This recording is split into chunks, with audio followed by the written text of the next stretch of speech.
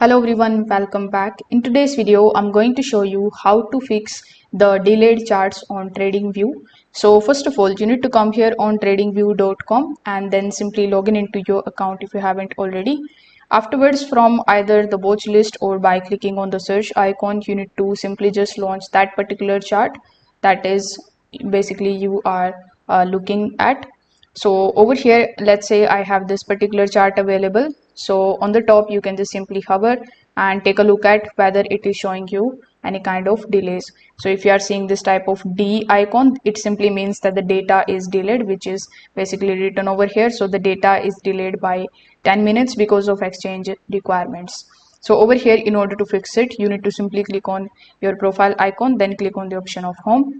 When you are here on the home, simply just click on the option of settings or billing and subscriptions in order to come here on this page.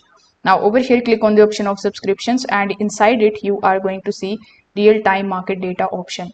So over here, simply click on the option of explore now, and this way you will be landed here on markets, all of them, and you need to just simply scroll down and you are going to see the latest data of that particular chart that you want to see. So from here, you can just simply check the available data package for your exchange. If you already pay for the real-time data through your broker, you may not need to purchase it again from TradingView. So you need to basically go with the payment, and you need to just simply make the payment of some money here, and this way you will get the real-time market data. So after the purchase, when you come here on your chart panel, you just have to simply refresh the page, and this way you will see the latest market data over here. So if this video helped you out, consider subscribing to the channel and liking the video. Thanks for watching.